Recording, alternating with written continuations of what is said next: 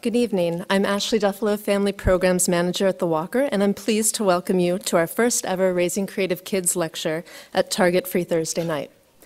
Raising Creative Kids is the name of an initiative begun 3 years ago that's designed to make The Walker a destination and resource for families and parents wanting to creatively engage their children. I'd quickly like to mention several upcoming family programs to those parents in the audience. On Saturday, September 7th, Free for Saturday presents Rock Out, inspired by the upcoming exhibition Dan Graham Beyond. The day will feature 2 family-friendly rock concerts by Minnesota's pioneers of punk, Suicide Commandos, and other artful activities to highlight the interests and career of American artist Dan Graham. Free for Saturday happens on the first Saturday of every month. There's a variety of programming for families, and gallery admission is free from 10 a.m. to 5 p.m. Also, we're still accepting registrations for MyNet Google SketchUp, a day-long workshop for parents and kids ages 10 to 14 on Saturday, November 4th, taking place at the University of Minnesota Twin Cities campus. In this class, families will work together to prototype and design an ideal hangout or fort using Google SketchUp, a 3D modeling software. More information is available in the lobby and at the desks. I'd lastly like to thank the U.S. Institute for Museum and Library Services for their generous support in making the Raising Creative Kids initiative possible, and Target for sponsoring Target Free Thursday night. Tonight's guest is making her second appearance to the Walker stage. You may have caught Astra Taylor and her documentary, Examined Life, during the Walker's Women with Vision Film Festival last March, when it screened to 2 sold-out audiences. Or perhaps you were here last night for our 3rd screening of Examined Life. At age 30, she has directed 2 nonfiction features, including the 2008 film Examined Life, a peripatetic journey following 9 influential thinkers who are given 10 minutes each to express their views on existence and the moral dilemmas of modern life. And Žižek, the 2005 documentary that trails famed Slovenian philosopher Slavoj Žižek, aka the Elvis of cultural theory, across the globe. In 2006, Filmmaker magazine listed her as one of 25 new faces to watch. Taylor's interest in taking on philosophical ideas that seem relegated to the ivory tower of academia and making them accessible to a broad audience didn't start at film school. She actually never attended film school, or any school, until age 13. She was unschooled, meaning there were no curriculum, no report cards, no recess or ringing bells to structure her daily regime of learning. Instead, each day was a self-guided approach to following whatever curiosities came to the surface. In keeping with the ideas central to raising creative kids, we've invited Astra to talk about how her experiences of being unschooled have guided her philosophy of learning and creativity. Before I welcome her to the podium, I want to let you know that there are select books on display and for sale in the shop that were culled from a list of Astra's favorite reads. And I'd like to encourage everyone to complete the visitor survey inside your program notes, and you can hand them to an usher on your way out. One lucky winner will be selected to win a gift card to the Walker shop. Also, there will be a Q&A following the talk, so please stay seated. And we do ask that you raise your hand and wait for the mic to be presented to you, as the talk tonight is being recorded and we want to be able to hear your question. So without further ado, ladies and gentlemen, please welcome Astra Taylor.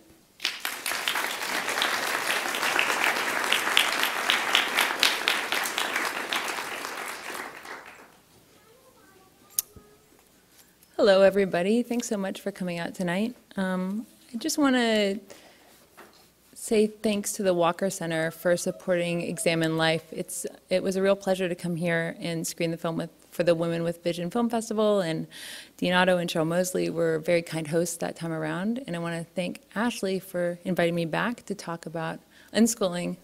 This is not a presentation I've ever given before. This is not something I've ever done. But it's a subject that's very near and dear to my heart and something central to everything I've done creatively, filmmaking-wise. So it's a pleasure to get to talk to you guys about this. I wish I could do it extemporaneously, but there's so much that I want to say that I actually wrote a talk, but hopefully we can have a conversation, a dialogue, and do some more improvisation after I'm finished with this. In the early 70s, 1972 to be specific, when my mother was around 12 years old, she enrolled at the Carcross Community School, an alternative boarding school way up north in the Yukon Territory. So north, almost to the tree line, as far as you can go. And she spent a couple of formative years there. Much of the curriculum, if you can call it that, centered on basic survival skills, building cabins, making crafts, and hunting wild caribou. Despite its far-flung location and near total isolation, Carcross was part of a radical education movement that was sweeping North America at that time. Like hundreds of other free schools cropping up across the continent, Carcross was a place that emphasized unmediated experience over instruction and authority. It was governed by a democratic system that put students and teachers on equal footing. A few were even dating. And the school's primary goal was inspiring students to participate in the running of their own lives. Academics were of secondary importance. They were taught rather informally, so sometimes the math teacher would resolve the distasteful issue of grades by just throwing a dart at a dartboard, and that would be that. Though my mother's tales of the time there are sort of, she recalls the time with fondness, and they kind of emphasize two things: either the endless meetings that were required for the democratic decision-making process to function, so they spent hours and hours day after day in these meetings, or the disgusting affair of skinning a giant freshly killed caribou. Still, Carcross's educational ethos left a tremendous mark on her, introducing my mother to the theories and practice of radical pedagogy, a current that was seemingly forgotten by the time my siblings and I became school-aged in the 1980s. Eventually, my mother left the Yukon Territory, and she met my father, who had been subjected to a very strict elementary school education in Bermuda. From there, his family moved to Canada, and in comparison to the students, he was very far ahead academically. In fact, he was the official math whiz kid of Canada, and there are some amazing newspaper articles with him in his little button-up shirt and his glasses. He enrolled in university at the age of 14, and he lingered on as an undergraduate for well over a decade, following his two passions, playing guitar and doing chemistry. Eventually I was born. There's proof of that. And we moved to the States, first to Tucson, Arizona, and then later to Athens, Georgia, which is where it's the place I really consider home. My dad got his PhD in medicinal chemistry. He had an interest in psychopharmacology. And he became a professor. My mom continued her work as a painter and an artist. And for various reasons, they decided not to send us to school. Most importantly, I think, was the fact that the school refused to mainstream my younger sister, Sonora, because of her physical disability. You might remember Sonora if you've seen Examine Life. She's the woman in the wheelchair walking with Judith Butler. But I think the real reason that attending school was not a given in my household was that neither of my parents had been subjected to the conventional educational experience of moving from kindergarten through grade 12 and into college in a linear fashion. My mother's countercultural upbringing and my father's nerdy precocity colluded to keep us at home. So unlike the rest of our peers, my siblings and I slept late. We never knew what day of the week it was. We were never tested, we were never graded, we never had to memorize dates, facts, or figures, so we called ourselves unschoolers. Back in the 60s and early 70s, when my mom was doing her stint stalking caribou, books about radical education were flying off the press. First and most famously was A.S. Neill's book, Summerhill, A Radical Approach to Child Rearing, an account of running an anti-authoritarian boarding school in England that still exists. And I just want to pause on the fact that this book sold 3 million copies between 1960 and 1973. So that's kind of a mind-boggling number and gives you a sense of how mainstream these conversations were. There are also books like Paul Goodman's Compulsory Miseducation in 1964, Jonathan Kozol's Death at an Early Age and Free Schools in 1967 and 72, John Holt's How Children Fail and How Children Learn, published in 64 and 67, Carl Rogers' Freedom to Learn, George Dennison's The Lives of Children in 69. These are just some of the most influential. There were books like School is Dead and Education is Ecstasy, which have not become classics of the genre, but I really like their titles. In those early days, the magazine Growing Without Schooling, which was published well into the 90s, was delivered to your mailbox in a brown paper bag, as though its pages were full of something as controversial or maybe as shameful as pornography. So almost 40 years ago, riding the wave of political and cultural upheaval that defined the 1960s, it seemed to many that education was on the brink of a breakthrough. First, there were the freedom schools that had been part of the civil rights movement. Next, there were the free schools, founded across the country with a commitment to child-centered learning. There were hundreds and hundreds of these. maybe thousands, there's no exact number.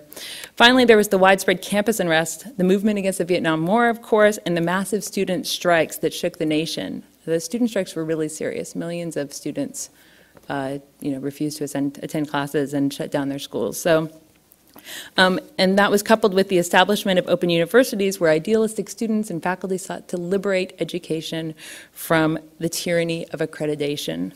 Though it's hard to imagine it today, these cultural challenges filtered into the mainstream, much to the alarm of government officials, who ultimately launched an effective counterattack that we'll hear more about in a bit.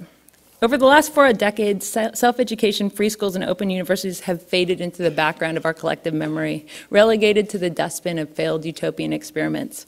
Today, for example, the prospect of a book like Summerhill, one that paints a sympathetic portrait of kids who just refuse to do what the grown-ups say, reaching an audience of millions is it seems absurd to me. I don't think it would happen. And instead of such rousing clarion calls, instead of books that deeply question the nature of schooling, books that ask us why is school really necessary, we get these kind of mealy-mouthed, well-meaning critiques like Under Pressure, rescuing our children from the culture of hyperparenting, or the homework myth, why our kids get too much of a bad thing. Well-meaning studies illuminating many of the traps parents and children unwittingly set for children. These and countless other recent books and articles rightly criticize the current emphasis on testing and tracking, our obsession with enriching kids like they're bags of flour, and our single-minded obsession with climbing to the top of the meritocracy, no matter how rigged and meaningless it is to begin with. But in the end, they make no rousing or imaginative suggestions of other ways to live and to learn. Instead, they advise parents to stay on the well-trodden path of standardized schooling, so just travel down it a bit slower. After-school tutoring is okay, just do a little bit of it. SAT prep classes are fine, just in moderation. Because the thing is, you don't want your kid to lose the edge. You don't want them to fall behind. In contrast, in the 1960s and 70s, people were discussing the possibility of finding a different route altogether. There was a public conversation underway about educational possibilities, one aimed at empowering each person to find their own intellectual and creative way through the world. It is certainly worth wondering where all of the ideas, compassion, and visionary suggestions of these radical pedagogues of the past disappeared to. What happened over the last 40 years to kind of erase their legacy and diminish the educational imagination that so many people tried so hard to open up? I will answer that question shortly. Let's just say there were not very many unschoolers in Athens, Georgia, in the late 80s and the early 90s. Though our more known and staid counterparts, the Christian fundamentalist homeschoolers, could be found in abundance. Once we went to a homeschool playgroup and the parents organized the kids into a game of religious Red Rover. And basically, we never went back, and I really don't think they missed us. It was obvious that they didn't like us at all. Unlike those families, our parents weren't trying to limit our exposure to the outside world, they weren't trying to shelter us from potentially corrupting points of view. Instead, the world was our classroom. That's what we would always say. And in theory, at least, nothing was off limits. We were different from homeschoolers in other essential ways. We weren't replicating school in the home. We had no textbooks, no class times, no schedules, no deadlines, no tests, no curricula. Instead, our parents encouraged us to trust our abilities to cultivate our own unique, usually idiosyncratic interests at our own pace. Are you fascinated by primates, by rocks, by baseball cards? Whatever you're interested in, go forth. They trusted our curiosity, which is our most basic human capacity, and that really is what this whole debate about compulsory education centers on. Do we trust people's capacity to be curious? Do we trust them to be in charge of themselves or not? Do we trust people to be inquisitive, to follow their own innate desire to investigate, to seek knowledge, or do we believe people need to be led? Have you ever met anyone who isn't interested in something? Obviously, sometimes people's interests are not interesting to you. This happens. But people are always interested in something. Have you ever met someone who is incapable of learning? Think about babies. Generally speaking, because there are exceptions, do infants need to be taught to speak or walk? After all, we don't take babies to speaking or walking class. Instead, parents facilitate infant learning by speaking to them and holding their hands and encouraging them. John Holt, who coined the term unschooling in the early 70s, put it this way: the human animal is a learning animal. We like to learn. We are good at it. We don't need to be shown how or made to do it. What kills the processes are the people interfering with it and trying to regulate or control it. So it's a very romantic idea, right? One that goes back to Rousseau, one that manifested in the modern school movement that took shape in Europe and the US in the late 19th and early 20th centuries, which is a movement everyone should go back and investigate. It really inspired Emma Goldman and many people like her. It's an impulse that emerges in humanist philosophy, like in John Dewey, for example. It's basically the idea that people are inherently good and that by removing authoritarian social constraints, that goodness can flourish. And so at our house, the social constraints were removed, as much as they could be at least. Our curiosity and creativity was not regulated or controlled, though I have no doubt that it was influenced and facilitated, and those are different things, I think. As the oldest of 4 siblings, I often wrangled my younger sisters and my brother into grandiose projects, convincing them to star in elaborate homemade movies or bizarre puppet shows. When we weren't in production in some bizarre spectacle, we spent countless afternoons exploring the creeks and woods behind our ramshackle house, planting gardens that rarely flourished, or trying to talk to the landlord's horses in the back fields. Some days we read books, we made music, we painted, we drew. Other days we argued amongst ourselves and fought over the computer. Endless afternoons were spent watching reruns of The Simpsons, even though we knew every word by heart. And when we weren't that inspired, which was quite often, we did nothing. We were allowed to just do nothing. And for my family, unschooling worked. We are all literate. We can all balance a checkbook. And we have all had the opportunity, whether we've taken it or not, to pursue higher education. And I use higher in quotes. For the last 6 years, I've worked as a filmmaker and a writer with a focus on philosophy. And I don't have degrees in creative writing, filmmaking, or philosophy. In addition to being in my most recent documentary, Sonora, my sister, is now 27, and she has an MFA in art practice from the University of California at Berkeley, where she is currently teaching a course on animal rights and disability issues. She's about to show her paintings for the 2nd time at the Smithsonian Institute. Our brother Alex is 25, and like me, he's a philosophy nerd, but he's also a big computer geek. He makes his living reselling fancy microscopes and bicycle parts on eBay. Tara, the youngest, is 17. She actually left home at the age of 14 with the blessing of my parents, who had moved with her to a town in North Carolina, and she wasn't happy there. So now she lives with my brother, and when she's not working at the health food co-op, she makes textiles and crafts. Earlier this year, she got a high school equivalency from this place called Clonlora, which it basically translates the experiences of unschoolers into credit hours, so that if you want, you can go on to college. I'm not sure if that's what she's going to do, but it might be. If it seems like we're the exception to some rule, we're not. We are the rule. Even the mainstream has been forced to acknowledge the success of the progressive homeschooling movement and its conservative counterpart as well. Kids schooled at home do better on standardized tests. We are typically marvelously well behaved. We get along well with others, especially grown-ups, and that's because we haven't been indoctrinated to the ageism at the heart of compulsory schooling. Ivy League universities hunt out homeschoolers, even those who stayed self-taught through the crucial high school years. So, for example, Stanford has a special, paid part of its website geared towards recruiting homeschoolers. A few years ago, in Brown University's alumni magazine, a dean declared homeschoolers to be the epitome of Brown students. They are self-directed, they take risks, and they don't back off. Harper's Magazine validated his observation, reporting that 1 in 3 American adults believe that politics and government are too complicated to understand. In contrast, the chances that an American who is homeschooled would agree with that statement are only 1 in 25. So that's a big difference. The potential of self-education has been proven time and time again. Think of the litany of luminaries who never went to school: Thomas Jefferson, Abraham Lincoln, Benjamin Franklin, Thomas Edison, Franklin D. Roosevelt. This should be enough to convince even the most conservative skeptic of the power of autodidacticism. And if these historic figures seem too distant, think of your favorite artists, your favorite musicians, writers, inventors, and see how many of them dropped out of high school at some point or actually taught themselves.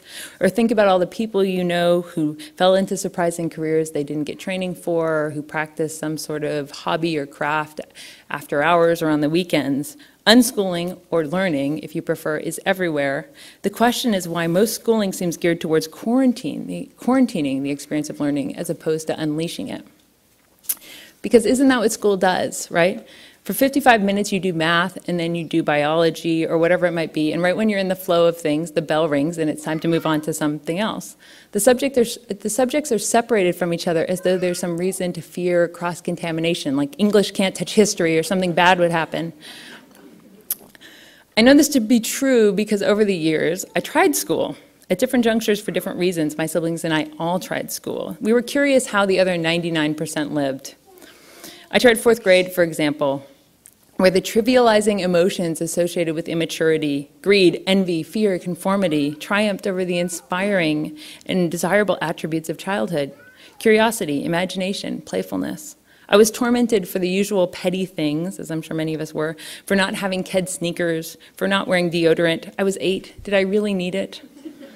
Sonora still shudders at her memory of a traumatic day spent riding the bus to special ed. Alex went to 6th grade, where he was beaten up for calling the 2 boys who picked on him Homo sapiens. These experiences reinforced our sense that staying home was a privilege. We were being spared inane heckling, and who wouldn't heckle us? I was buck-toothed and incredibly bookish. My sister's disabled. My brother looked like a girl. We were soft targets. And we would call kids who went to school school kids, and we wondered, why are they so mean? Why are they so aggressive? Why do they hate us? So we knew we were being spared this harassment, and that we were being spared meaningless consumer pressure. I didn't even want kid sneakers. I just wanted to not be made fun of. And we were also being spared untold hours. Make that years of absolutely unnecessary and insulting boredom. Boredom is the big thing. That's what we were released from. School acclimates children to boredom so that as adults they can work long hours at jobs they will more than likely describe as uneventful, mind-numbing, soul-destroying, in other words, as boring. But school also inculcates children into boredom as an attitude, a habit, a way of being in the world. Boredom is more than a consequence of bad curriculum or poor teaching style. It's actually an ethos, one that lingers on into adult life. Schoolwork, for example, is to be done dutifully or avoided entirely, but never to be savored or enjoyed. And I'm always stunned when people say to me, as they often do, "Weren't you bored at home?" I think these people are out of their minds.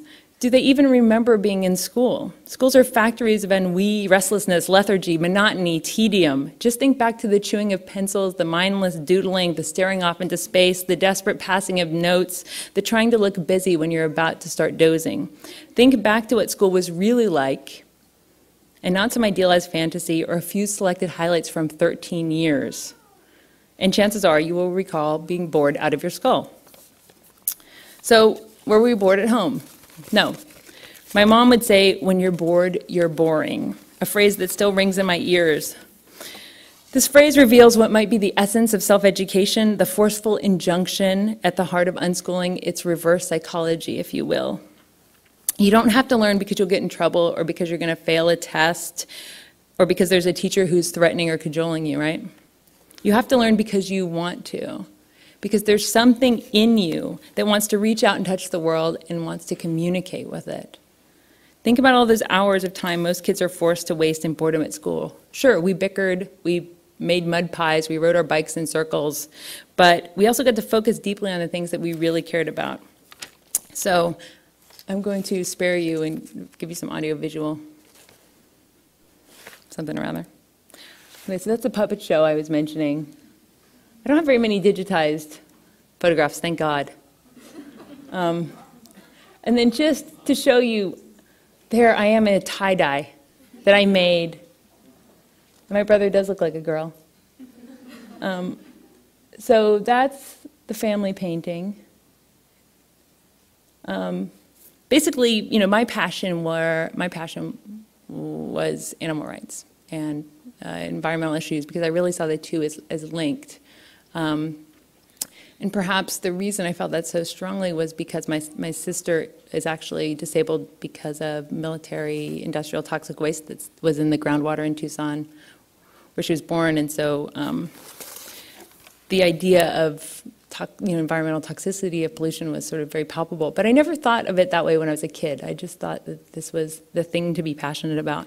So when I was 11 and 12, this is 1992, I had made this magazine.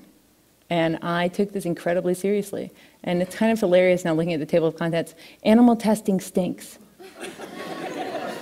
People are so mean. there's some other funny ones too. Ways to recycle trash. So here's another issue.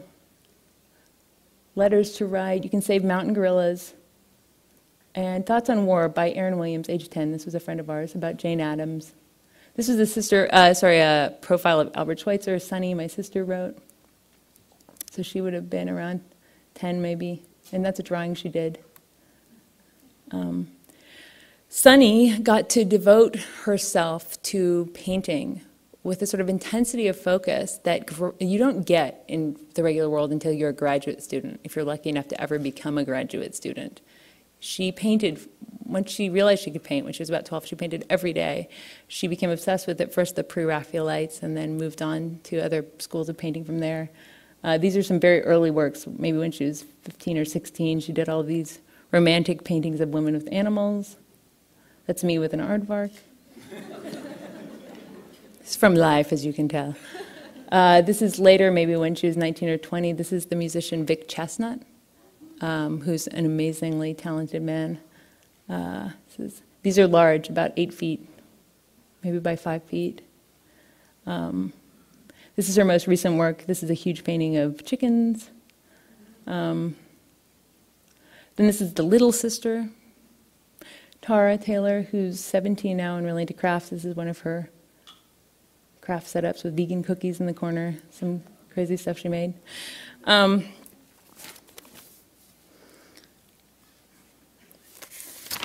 brother doesn't get any slides. But like us, his interest in video games, for example, is taken really seriously. He taught himself how to animate and program, to do 3D modeling and design before going on to intern at a firm in New York when he was only 16.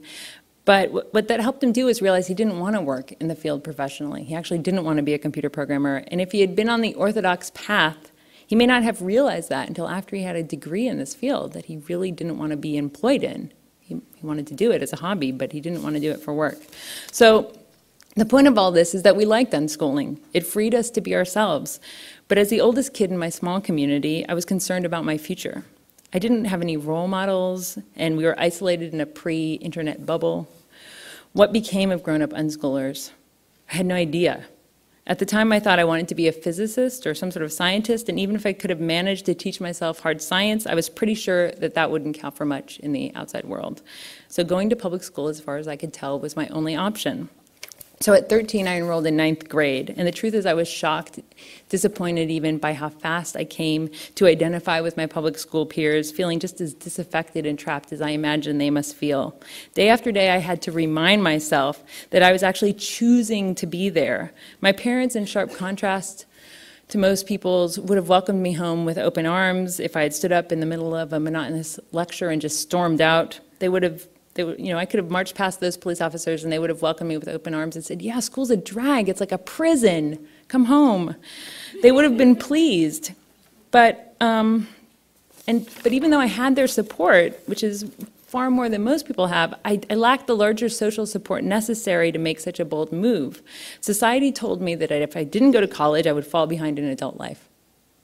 Even if I avoided being ignorant, I would not be accredited, and that frankly seemed like an even more damning fate. It was better to be dumb with a degree. So when I first got to school, I presumed that the other students would be envious of my laid-back upbringing. But to my surprise, most of them were absolutely aghast. They would say things like, I wouldn't know what to do with myself all day, or, oh, I wouldn't want my mom for my teacher. The majority were incapable of imagining that my mother wasn't my teacher, and that's what was so great about it. We were our own teachers. But there were some kids, a minority, that really got it right away. And I realized that they were trying to cultivate in the school what we already had at home. These were the kids who failed classes not out of ignorance or indolence, but because of the sheer inanity of it. They were the ones who read books like Catch-22 under the desk during grammar lessons. But I was reading less. Over the course of the 3 years I attended public high school, I read fewer books than I did the month before I enrolled. All told, I read What Was Assigned in the Textbooks, Things Fall Apart by Chinua Achebe, Uncle Tom's Cabin, and a book by Nancy Reagan's Astrologer for an advanced placement political science course.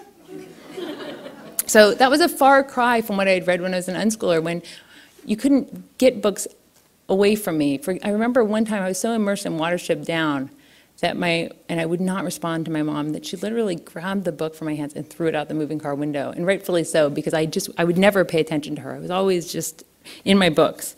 So I went from being a lover of words to being a lover of standardized tests. I took so many standardized tests those 3 years. Public high school was a sociological experiment, an existential adjustment, an extended lesson in procedure, routine, convention. Never before had I asked permission to have a drink of water or go to the bathroom.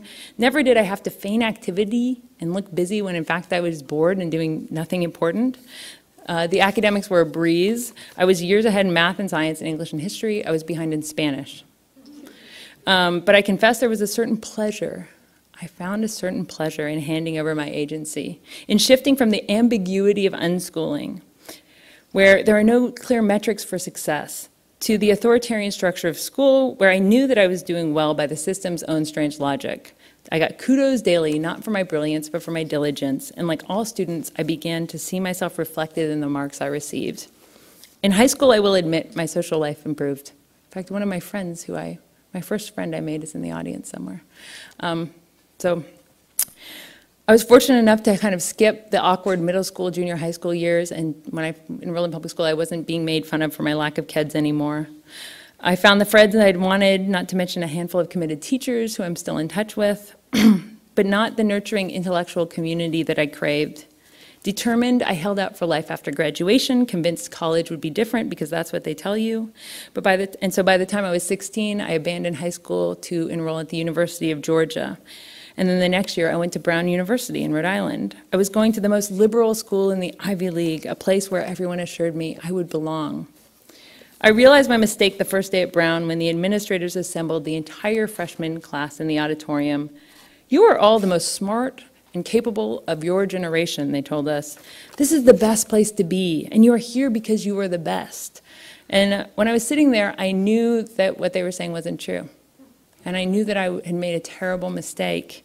I knew that we weren't the smartest or the best. And I had this suspicion that actually we were kind of the cowards of our class, that we were the grade mongers, the brown nosers, the play by the rulers, the approval seekers, right?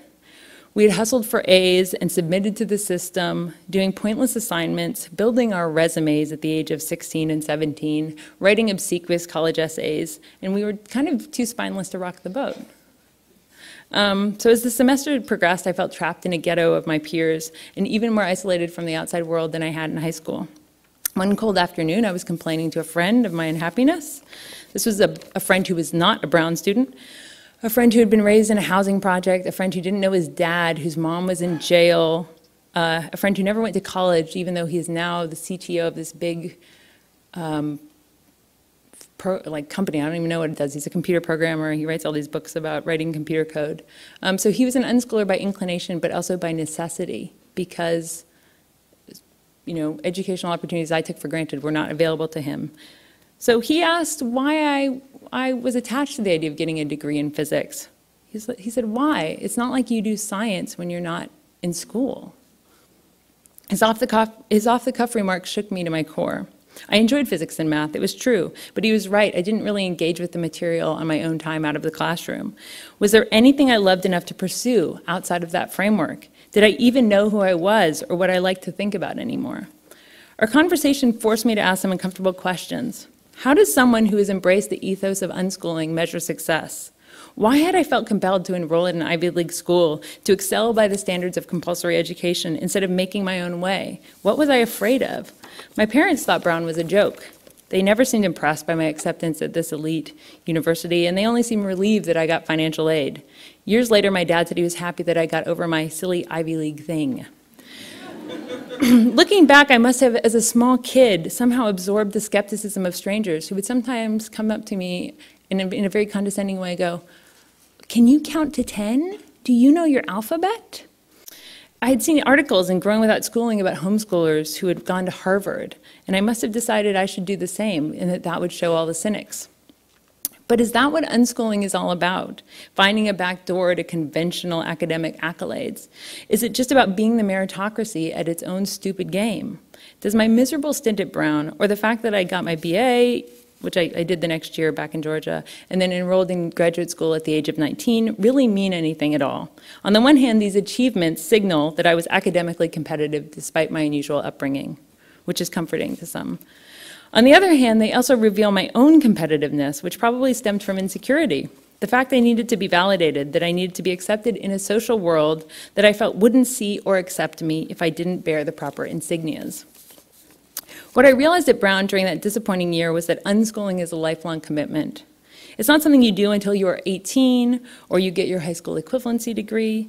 It's not a stepping stone to career or college. Unschooling is an ethos, kind of like boredom, but hopefully it's opposite. I realized it was my duty to take back the reins of my own education, to get in touch with my inquisitive nature, to set my own standards for engagement and mastery. The difference between educating and credentialing is profound, which isn't to say you don't need credentials sometimes in this world to get a job, to make a living, because you do. My point is simply that we should not mistake one process for the other. And if we're talking about a basic high school or college degree, it's worth asking the question, what do academic credentials signify anyway? As I see it, they are a sign that a person can play by the rules and can be managed. In an insightful article published in 2004, John Taylor Gatto, who is actually a former New York State Teacher of the Year and taught in public high schools for 30 years, argues that it is not the potential of self-education that has yet to be demonstrated, but that its success has to be suppressed in the service of compulsory education's true purpose. The cultivation of thoughtless acquiescence and conspicuous consumption defines our culture and fuels the economy. Thus, the education system's ultimate goal, according to Gatto, isn't to impart knowledge or to inspire love thereof, but to train young people not to think much at all, because that's what makes them good employees and good consumers. If that's a bit too conspiracy theory for you, please reconsider. Despite their democratic claims, our society's elites have long seen compulsory schooling as a mechanism to contain and control a potentially unruly citizenry. In 1909, Woodrow Wilson, who was then president of Princeton University, put it this way in a speech to the New York City School Teachers Association. We want one class of persons to have a liberal education, and we want another class of persons, a very much larger class, of necessity in every society to forego the privileges of a liberal education and fit themselves to perform specific and difficult manual tasks.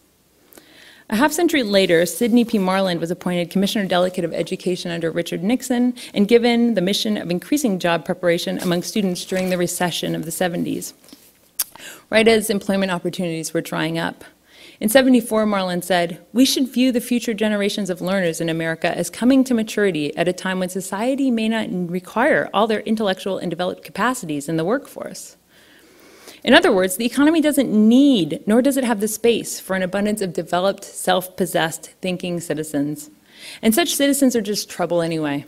According to scholar Ira Shore, in the eyes of Marland and Nixon, the, quote, broad critical learning possible in the liberal arts, in women's courses, minority programs, interdisciplinary studies represented the political problems of the 1960s. Men like Marland and Nixon consider the humanities, which foster critical thinking and political consciousness, a serious threat to social stability, economic productivity, and the status quo. They promoted vocational training and job preparation as the solution. So the wisdom presented by writers like A.S. Neal, John Holt, John Taylor Gatto, and others is simple enough, that people need less schooling, not more. But today the answer is always more. We need more funding, more teachers, more textbooks, more discipline, more class time, more homework, more tests, more standards, more accountability, more authority, more preparation for menial and meaningless work. Since the 1960s, the school day has both the school day and the academic year have lengthened considerably. The amount of homework assigned to a first grader has more than doubled since 1981. This surge has even made the New York Times sound the alarm. As if that's not enough, parents buy baby Einstein programs, they fork over fortunes for private tutors, they hire professionals to coach their kids through the college application process. Schools, meanwhile, have become monumental warehouses holding thousands of students, many of whom begin their day watching Channel 1, a for-profit news channel, or they use computers with advertisements on the screen.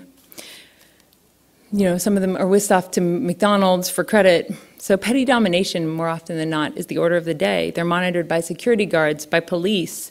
They're subjected to an ever-increasing number of standardized tests and diminishing educational opportunities in the fine and liberal arts. To cope, people turn to chemicals, Ritalin, for example, is prescribed to millions of children. I think 6 million kids are on some sort of behavioral modifying drug.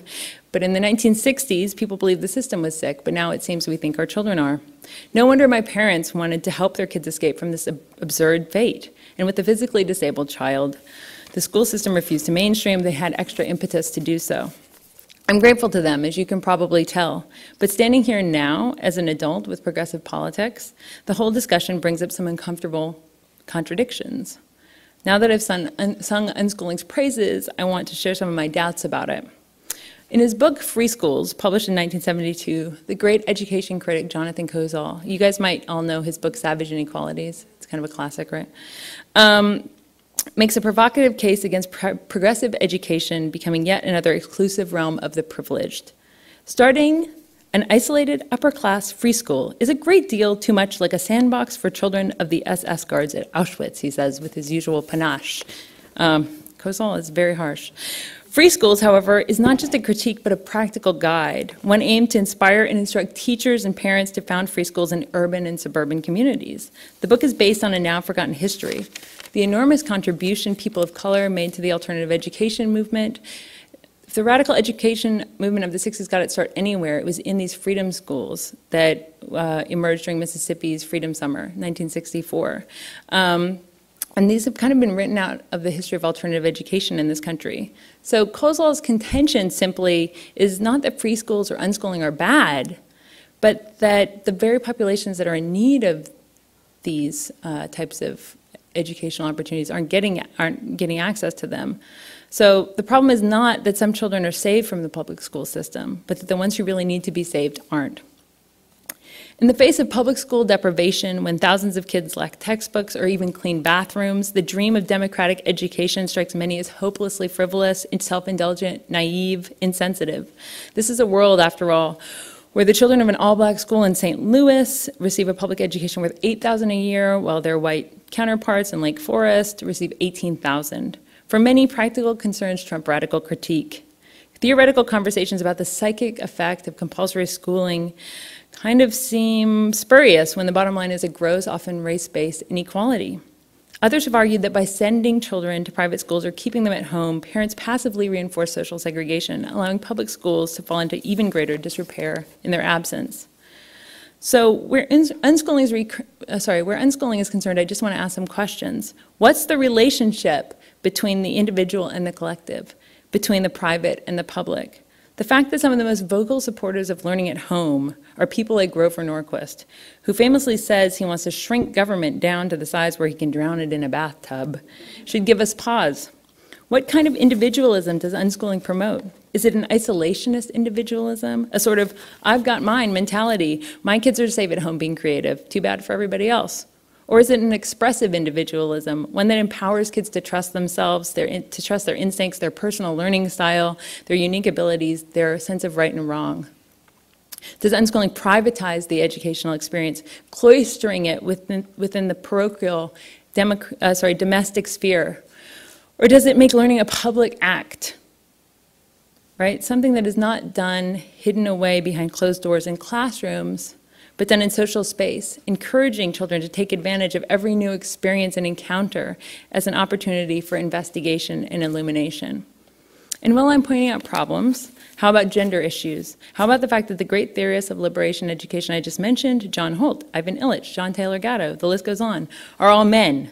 But the people who actually do the unschooling, who stay at home with the kids, are more than often women.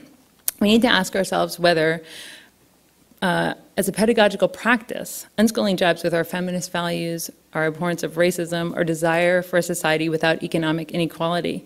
The fact is there are many ways that unschooling can reinforce social hierarchies, and these issues have to be discussed. These aren't easy issues to settle because we live in an imperfect world. Compromises must be made. In many ways, unschooling was a compromise, the more appealing of the only two extremes available to me. I could either stay at home and teach myself, or I could go to public school and have my spirit crushed. What I really wanted, and what I still want, is that intellectual community I was looking for in high school and college and never really found. And in many ways, I think the films that I've chosen to direct are attempts to create such a community in unexpected spaces in cinemas. I would have loved to commune with other young people and to study marine biology or number theory or playwriting a couple afternoons a week. But for some reason, such a possibility was unthinkable, a wild fantasy. Instead, the only option available was to submit to a rational authority, 8 hours a day, 5 days a week, in a series of cinder block holding cells. We should wonder why there's no middle ground. Often when I talk to people about these issues, they say, unschooling worked for you, but admit that it won't work for everyone. On the one hand, it implies that my family is exceptional, that we're gifted, to use the public school parlance. So, okay, it's kind of a compliment. But on the other hand, it implies that most people are not gifted and that they need to be guided, molded, tested, and inspected. But what makes us so sure most people couldn't handle self-education? Why do we want to believe that the masses can't be trusted to teach themselves? Why are we so militantly against the prospect of other people's kids being left to their own devices to daydream, to play, to figure out what it is they want to do? John Taylor Gatto put it this way: after a long life and 30 years in public school trenches, I've concluded that genius is as common as dirt. We suppress our genius only because we haven't yet figured out how to manage a population of educated men and women. We shouldn't forget Wilson, Marland, and Nixon, powerful politicos who actually engineered academic curriculum to instill lowered expectations and a willingness to settle for less in the students exposed to it. The empowerment that comes from liberal education was something they wanted to reserve for elites like themselves.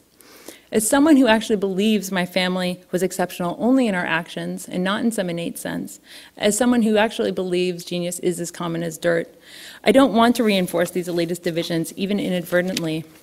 Unschooling fundamentally is driven by a profound trust in the human capacity to be curious.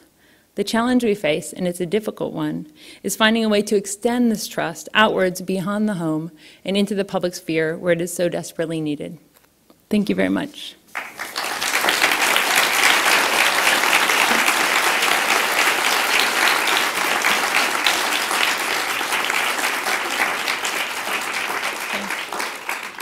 Yeah. Should we just have a dialogue? Anybody want to throw in some 2 cents? I think we need, who's got the microphone? Okay, we must wait for the microphone.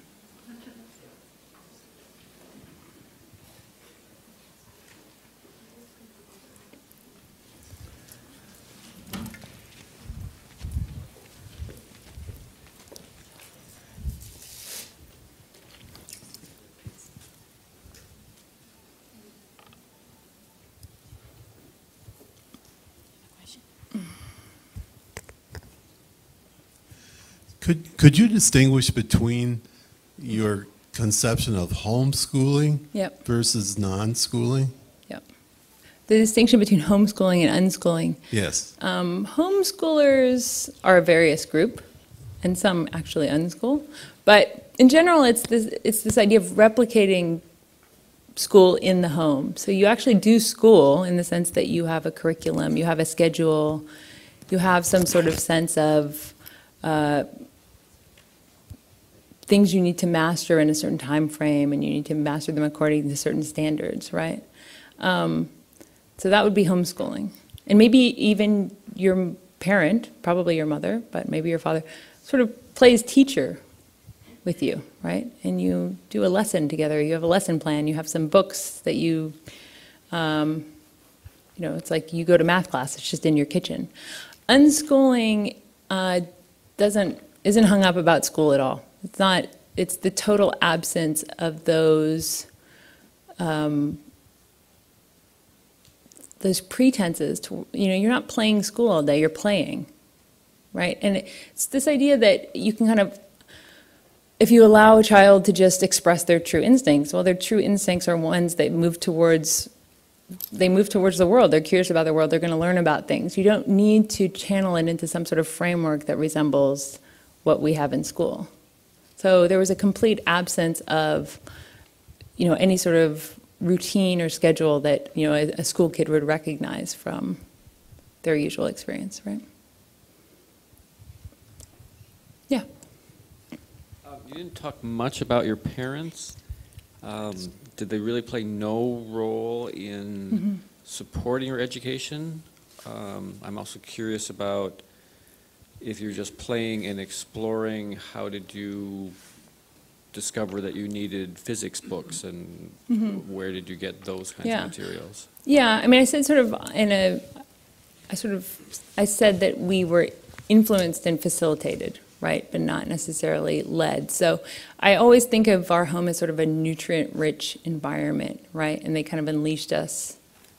They let us explore this environment. So there were musical instruments and there were science books. My parents have a really good library, a book collection, and computers. So it was a very rich place to be. There was a lot to be interested in. And of course, they indulged our passion. So when I wanted nothing more than to make this newsletter, somebody had to drive me to Kinko's, you know. But they didn't sort of always stand over us. It was like, okay, you need some tools. Well, here are some tools. And occasionally there was resistance. Like I wanted piano lessons at one point. They were like, yeah, just, you know, if you don't have the motivation to teach yourself piano, like, I'm going to get you a piano lesson.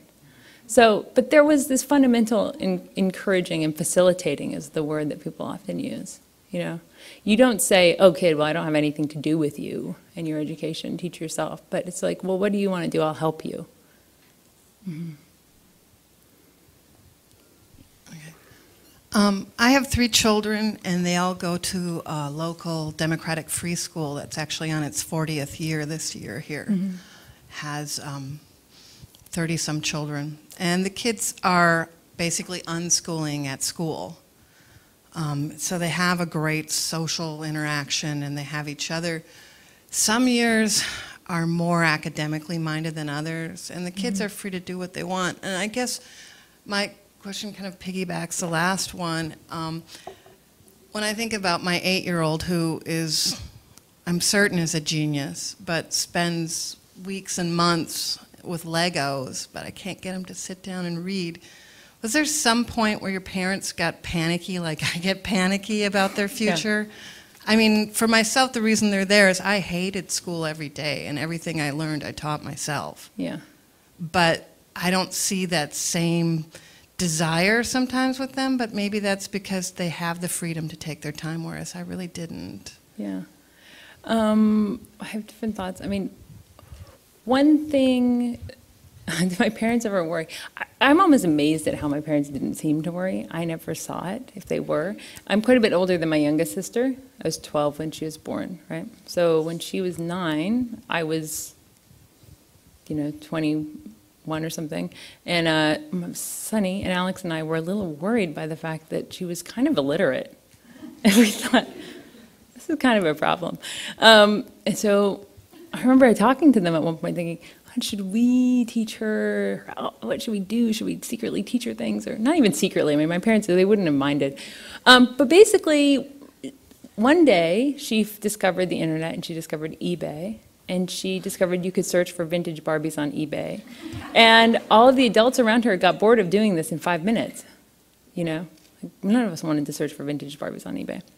And I swear that's what motivated her to learn to read and write, and now she's an avid reader and writer, but there had to be something that was that important.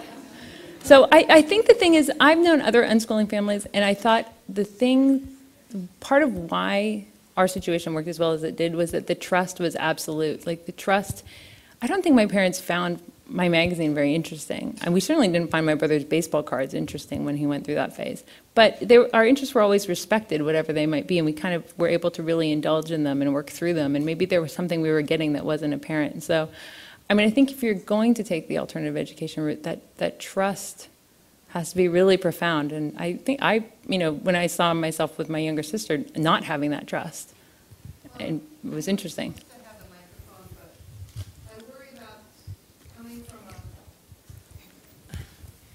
If you come from your family, which you have a father who's working in academia, that might be different than my family, which is a single mom who's barely surviving financially. Like they have the trust that they can afford to support you, perhaps, into your adulthood until you're ready. Yeah, I don't know. I mean, my parents went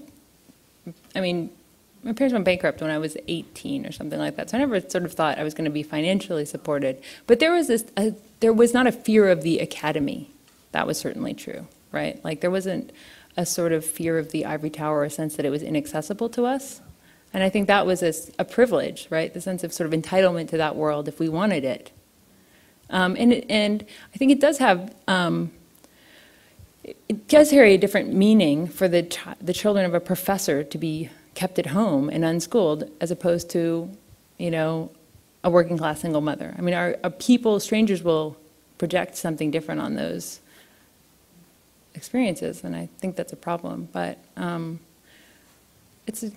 not sure. I don't have kids, so I'm not sure of how to raise them. I only know what it was like to be one. Yeah. You've talked a lot about your siblings, and we have an only child, and I'm wondering how you think that would impact this whole unschooling if you were an only child. Yeah. I think it would make it a bit more urgent to have what I wanted actually as a kid, which I kind of wanted to unschool myself for my academics, but then to get together with other kids to be really creative and do projects and do things that were fun, and maybe that had some sort of, you know, intellectual overtones. But the socialization, I think, would be certainly more crucial. But I think another aspect of unschooling that I'm really grateful for was just the aspect of solitude. I mean, there were 3 of us at home when I was growing up, you know, because the youngest one is so much younger than me. She doesn't really count. But a lot of it was just, I mean, I left home when she was very young, so. But we were by ourselves all the time, you know, in our own rooms, in our own space. I mean, you know, we played, but there was a lot of solitude, and I feel very grateful for that, especially now that I'm sort of off on my own, being self-employed and making films, and I feel, so I'm not sure I would be so afraid of having an only child in school. I would just want to make sure that they were in a community that was a bit more accepting or open-minded or larger than ours was. Yep, I just had a quick question on, I don't know if you had seen that movie Surfwise, but it was almost like a documented unschooling movie. Just what your thoughts were on that. Yeah. Yeah, Surfwise, it's a movie about a guy who's a doctor.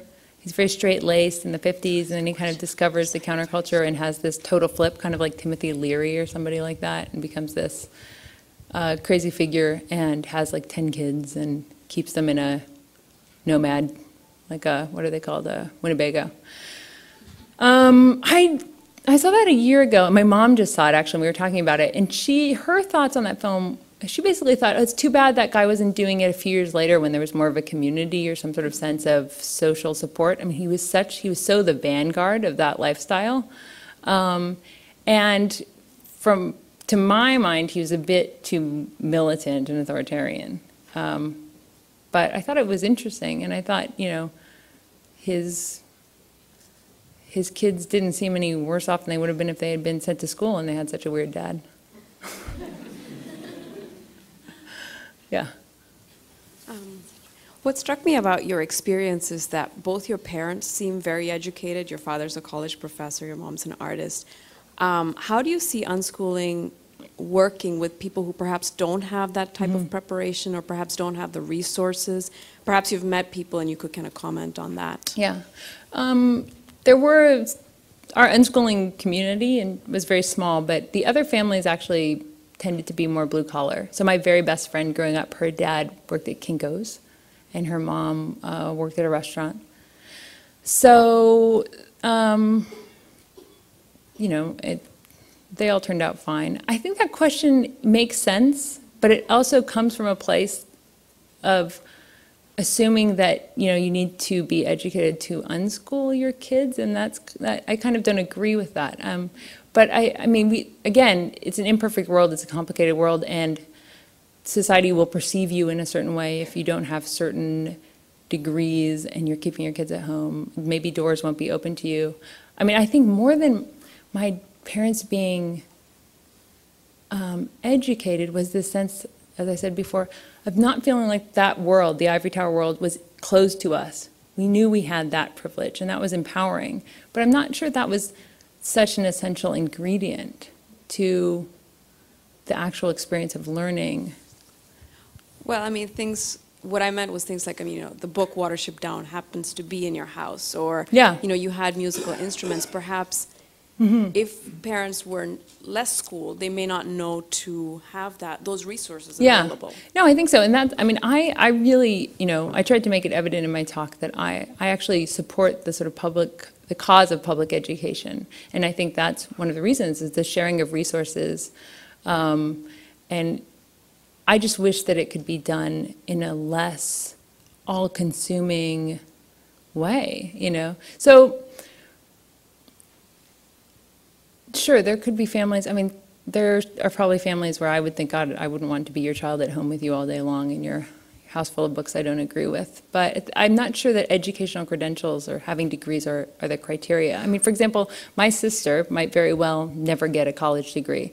And, but I could see her homeschooling her kids just fine. So I think it's complicated. It depends on the person. I have two questions. The first question has to do with financial support, because just wondering if you have any suggestions for how would you support your kid financially, if you have a comment about that, who is heading into their late teens or their early adulthoods, and anyway, if you just have some suggestions about that. The second question is this was a really, really good lecture that you just gave.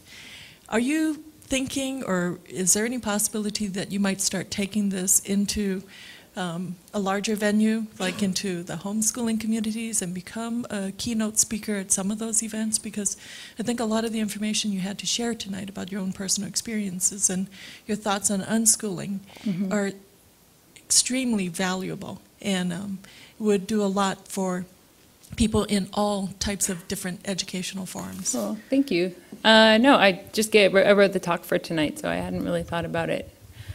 It seemed very idiosyncratic to me, so I wasn't sure if it would relate to people. For supporting kids in their teens and 20s, I don't know. I think one distinction in my mind, and it might be completely arbitrary, between homeschooling and unschooling is that homeschooling kind of, in my opinion, is more based on this coddling, right? Like the constant engagement with the child, the teaching them, the sort of helicopter parenting, as we like to call it, but maybe more intense. Unschooling, even though people don't think of it in this way, it's very hands-off, right? It's like, as far as like supporting a kid in their teens and 20s, I mean, it's sometimes a lack of support can be very useful. A lack of guidance can also be sort of useful. That said, I think my parents are still supporting my brother, who's 25, so. They didn't do that for me, but maybe that's why I'm tougher. I don't really know. I'm reminded of what Oscar Wilde said about education. He said, he said, the only time my education was ever interrupted was when I had to go to school. Yeah, it's a very good quote. The people you mentioned, actually Thomas Jefferson was formally educated up to the age of 16, at which point he entered William and Mary College. He had a private tutor. But the other ones, and there's many, many, many more than that.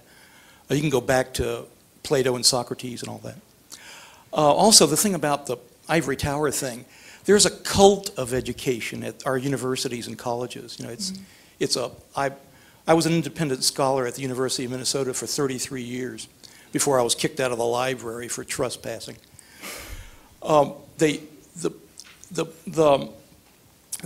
There's some things, a lot of it is politics at the universities and colleges. The professors don't even agree with each other on curriculums and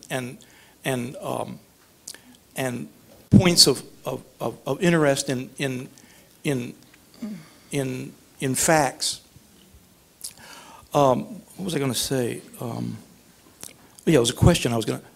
Oh yeah, the question was that I don't know why do people think that the norm is actually education is a process, not an institution. And the norm is people just learning. Most people learn most of what they know on their own anyway. They don't learn them in universities and colleges. I have a 7th grade education, and I mean formally, and I learned everything. Eric Hoffer was my idol when I was a lot younger. He was the guy that had almost no formal education at all, and he was appointed to President Johnson's Council on Civil Disorders. Mm-hmm. And he wrote several books called Ordeal of Change, True Believer, a lot of great. They were kind of conservative, but they were really good books on sociology. My question, what was the question? Yeah, the question was, why should it be? Why do people think that that's unusual to be, to not have formal education? It's actually the norm. That's all. Yeah. No, I mean, I agree with you. I think one thing I tried to say is that unschooling happens all around us, and it's sort of something we don't recognize. The other thing is this equation we have, of learning with schooling that is just sort of problematic. I mean, one doesn't necessarily equal the other. As far as my comments about the ivory tower and the academy, I mean, I hope that my lecture expressed some of my ambivalence, meaning, my passionate attachment as well as sort of my passionate critique of the university system. I mean, as you see in those quotes from Marland and the stuff about Nixon, this sort of liberal curriculum, the humanities, a lot of the stuff that's taught in the university is threatening to the status quo. And so the university does need to be sort of protected and cultivated, and I think it is necessary. I love the sort of eccentric focus that certain professors are allowed to cultivate within the academy, and many students have their minds blown there, and are exposed to things they would never otherwise be exposed to.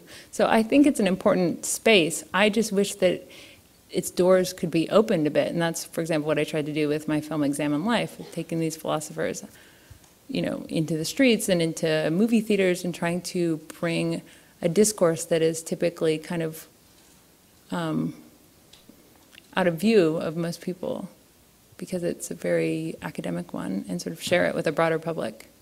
So.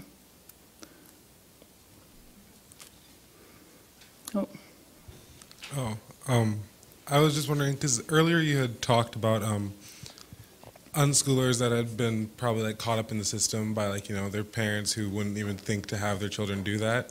And so they go to high school, yeah. And then they go off to college. So I was just wondering what your take would be on universities that allow you to build your own program, since you're already used to mm-hmm. the curriculum, having day-to-day assignments, but yet you really want to learn mm-hmm. on your own. Universities that let you build your own curriculum as opposed to a self-paving, self-taught education, higher education. Yeah. Ultimately, that's what attracted me to Brown. It famously has no core curriculum you have to take. And then when I went back to the University of Georgia, I did an interdisciplinary degree that I kind of designed, and I also have an interdisciplinary degree. I have a master's in liberal studies from the New School. So that was the framework that I felt most comfortable in. But I think the thing is, there's really no reason you couldn't have that outside of the university framework and not pay so much money for it, right?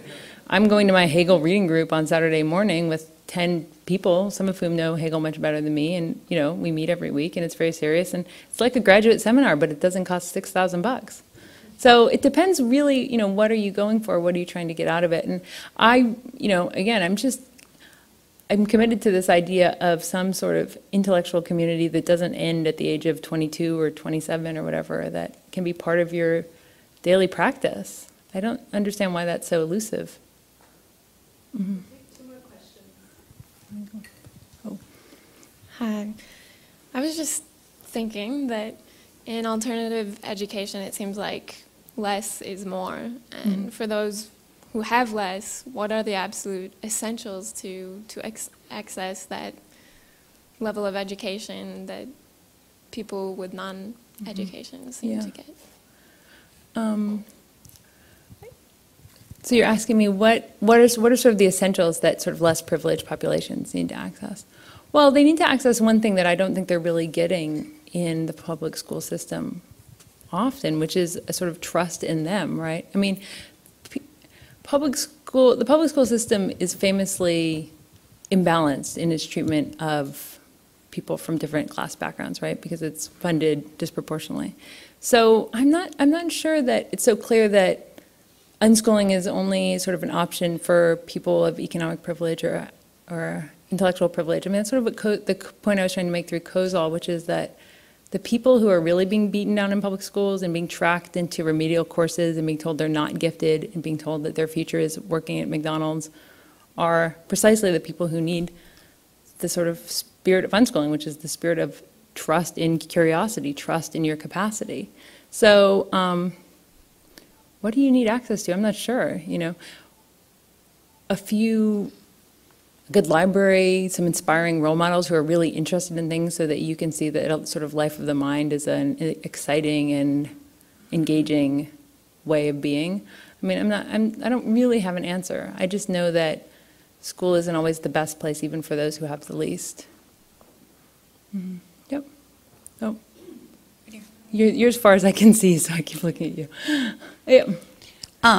I have a child. I'm homeschooling for the first time this year, and I guess I'm tired of the unschooling versus homeschooling, and you know, curriculum based versus, you know, relaxed classical approach. I came tonight because I'm kind of worried, because there's been a couple articles that a gentleman has done on Salon, and it's gotten overwhelmingly negative. 900 letters per. I read the first one and I was like, well, he's setting himself up. He was really skewered. Yeah. And I sort of appreciated his article just because, you know, he really kind of laid out how he was doing it. Because I think sometimes when you're new to it, everybody's like, well, it just happens, you know. And that kind of ambiguity doesn't always help. But the fact of the matter was, he was just skewered by a really liberal base. Yeah. And I guess I would just like to see like those distinctions between like how we homeschool, you know what, and stop calling it, you know, if you happen to have curriculum that you're helicopter parenting, or, you know, I think those sort of judgments on those worlds are the same ones that make it hard to unschool because people are judging. You know what I mean? I think the discussion has to be broadened, that we're just doing what's best for our kids. I have one child who's still in public school. I have one that's at home because that's what they chose this year. One chose to stay at home, one chose to go to school because he loves it, you know. So in our house, it's important that we're not, you know, hacking on one or the other. Yeah. No, I think that we're such a small minority of people that educate their kids at home with our own resources, with our own time. And it's, you know, whether or not you're leading or not, it's exhausting, you know.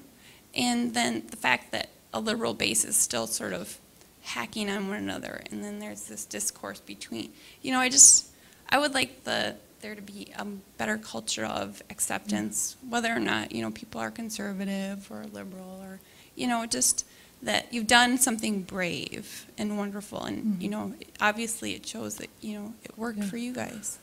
I agree with the sentiment of camaraderie, but I disagree with letting the distinction between the words go away. I think words really matter, and that unschooling has a meaning, a resonance that just homeschooling just doesn't have. It is more pointed, but it's also more direct, and it was a more honest term to describe what I experienced and what I thought was valid about it. So I think that you're absolutely right. People could talk about homeschooling and unschooling and not be superior, not be critical, be mutually supportive, and that would all be good. But I think the word really matters.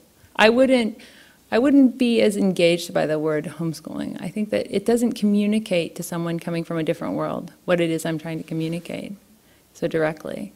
And as far as the response to the Salon article, I mean, I'm not surprised. I used to be very confused when I was a kid, and my mom, we'd sort of run into people, you know, strangers would come up to us at the grocery store in the afternoon and go, oh, why are your kids here? And she'd be like, oh, they're just out of school for the day. And she wouldn't sort of say to them, we homeschool, we unschool. And at one point she said, it's because I just don't feel like getting in an argument. I don't feel like making that person feel as though I'm judging them when I'm not. I just happen to choose to keep you guys at home, or you guys are choosing to stay at home, and that's that. So 90% of the time she wouldn't engage anybody about it. because that hostility was the common reaction. So I think you're right that solidarity and mutual support in this movement is a good thing, but I still.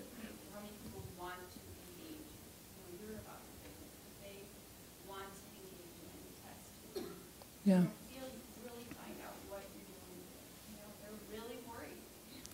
Yeah. Well, I think that I'm not sure they're so worried about what it is you're doing. They're worried about what it is they're doing. Or it wouldn't be that intense and critical and hostile. It's like, well, what are your kids doing today that's so great? And maybe that's what you're worried about, So, because that intensity is really, it's visceral, and it's because you're threatening something that they probably spent 13 to 17 years of their life invested in, and that they've invested their children's lives in. So that's a very, that's an intimate thing to go challenging, right? Yeah, just by being out. Cool. I think, are we done? Okay. Thank you all for coming to my very first lecture. I appreciate it. Thank you.